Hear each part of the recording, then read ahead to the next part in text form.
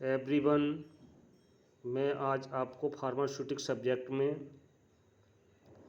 Mixing chapter में semi solid preparation के लिए मिक्सिंग के लिए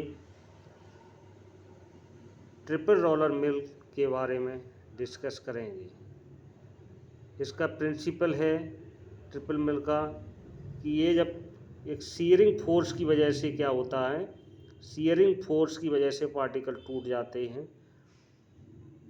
कंस्ट्रक्शन क्या है, ये देखो इस तरीके के तीन ये व्हील हैं, पहिए हैं, तीन पहिए हैं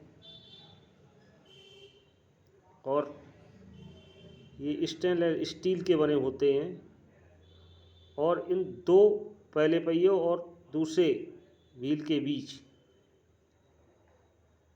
क्या होता है कि ये फीड एक हॉपर लगा होता है जहाँ से फीड डाला जाता है, जिसका हम मिक्सिंग करना होता है। इसको और इस व्हील के बीच इस तरीके से एडजस्ट किया जाता है कि इसमें ये जो फीड डाला गया है, फीड जो है कैसा हो जाए, मिक्सिंग हो जाए। तो ये इस तरीके से व्हील घूमते रहते हैं, घूमने के बाद में इस तरीके से एडजस्ट कर दिए जाते हैं, घूमते हैं। तो ये पहला पहिया थोड़ा कम स्पीड से घूमता है, ये घूमता है, घूमने के बाद में फिर इस तरीके से यहाँ से इस तरीके से यहाँ आ जाता है और ये मिक्सिंग होकर ये स्कर पर लगा होता है, स्कर पर से यहाँ डिस्चार्ज हो जाता है और ये रिसीवर में इकट्ठा हो जाता है। तो ये थी इसकी क्रियाविधि। अब क्रियाविधि में ये इस तरीके से काम करता है, घूमने के सिद्धांत पर कार्य करता है। ये जो है इस तरीके से पहिए घूमते रहते हैं और इस तरीके से जैसे आपने